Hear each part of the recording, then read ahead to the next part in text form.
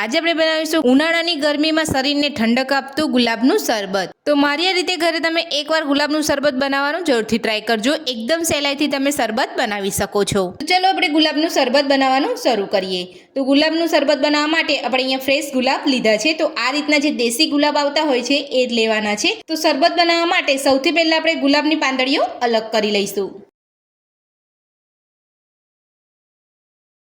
તો આ રીતે તમારે પાંદડીઓ અલગ કરી લેવાની છે અને જો તમે આ વચ્ચેનો ભાગ ગુલાબનો લેશો તો તમારું શરબત કડવું બની જશે, એટલે તમારે આ વચ્ચેનો ભાગ જે છે એ કાઢી નાખવાનો છે અને પાંદડીઓ જ લેવાની છે। તો એ જ રીતે આપણે બધી જ ફૂલની પાંદડીઓ અલગ કરી લઈશું।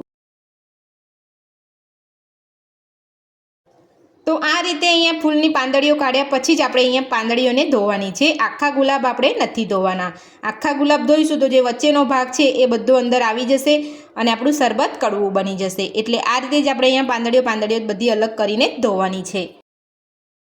તો ગુલાબની બધી જ પાંદડીઓને આપણે અહીંયા અલગ કરી લીધી છે। તો હવે આપણે એક વાસણની અંદર લઈ અને બધી જ પાંદડીઓને 2 થી 3 પાણીએ સરસ રીતે ધોઈ લઈશું।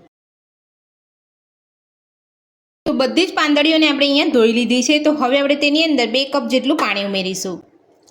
તો પાણી તમારે અહીંયા હુંફળું ગરમ લેવાનું છે, અહીંયા એકદમ ઠંડુ પાણી તમારે નથી લેવાનું। બધું જ પાણી આપણે અહીંયા સરસ ઉમેરી લીધું છે। તો હવે આપણે બધી જ પાંખડીઓ પાણી સાથે અહીંયા ગેસ ઉપર મૂકી દઈશું। તો મીડિયમ ગેસ ઉપર આપણે અહીંયા બધું સરસ અહીંયા ગરમ થવા દઈશું। તો આ રીતે પાંદડીઓની અંદર પાણી ઉમેરીને આપણે ગેસ ઉપર મૂકવાથી પાંદડીનો કલર અને પાંદડીઓનો રસ જે છે પાણીની અંદર આવી જશે। તો ગુલાબની પાંદડીઓ કલર છોડે ત્યાં સુધી આપણે ગેસની મીડિયમ ફ્લેમ ઉપર થવા દઈશું। તો હવે આપણે શરબતની ચાસણી બનાવીશું। તો ચાસણી બનાવવા માટે મેં અહીંયા લાલ સાકર લીધી છે।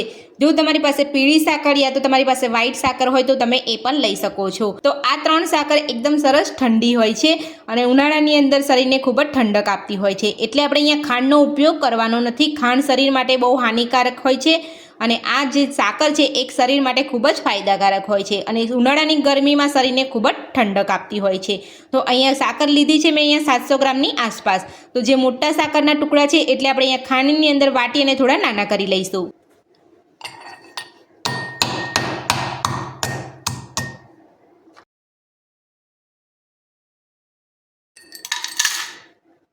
તો આ રીતના આપણે અહીંયા ખાંડની અંદર લઈ અને વાટી લેવાની છે સાકરને।